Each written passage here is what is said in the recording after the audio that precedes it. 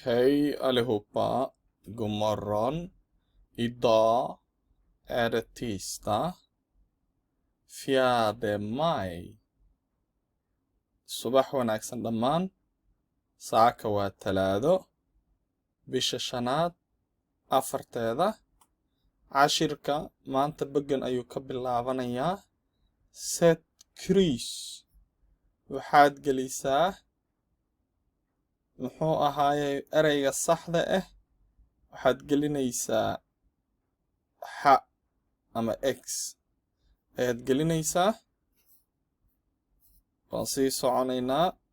bogga kale ee ku xiga maanta weli waa tisdag 4 läs och skriv akhri qorna framåt A11 bok 2 bugga labaad bogga 12 frukt khudaarta ku saabsan waa bogga 12 bugga labaad bogga ha laga shaqeeyo.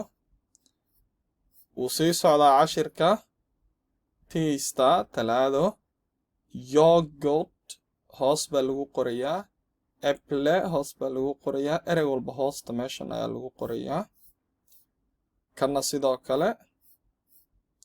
kadib cashirkan ayaa ku xigo lyssna på Fatima. Fatima dhegayso. lyssna många gånger marar badan dhegayso. waa ka cashirka waa dhegaysigiisa. markaad dhegaysataan kadib cashirka su'aalihiisa ayaad u soo degaysaan. läs lyssna dhegayso. läs akhri och svara på frågorna. ka jawaab su'aalaha.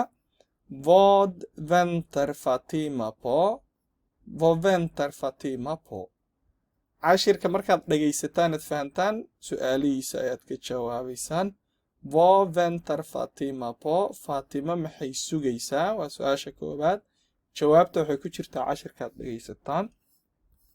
su'aasha labaad vad köper Fatima?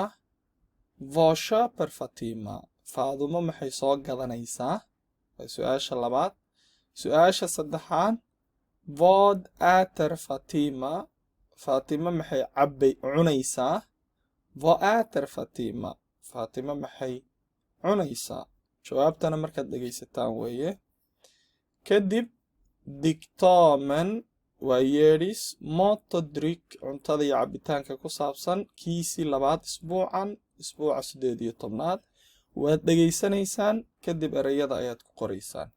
cashirka maanta waa intaa. laakiin waxaad ku noqonaysaan mar walba aroor walba markaad soo kacdaa cashirka intaynan bilaabin waxaad ku noqonaysaan kow cashirkan kan ayaad akhrinaysaan. waa tranastavelser. waa akhriska ama kicinta aad ku baranaysaan. 10 daqiiqa maalin walba ayaad dhegaysanaysaan.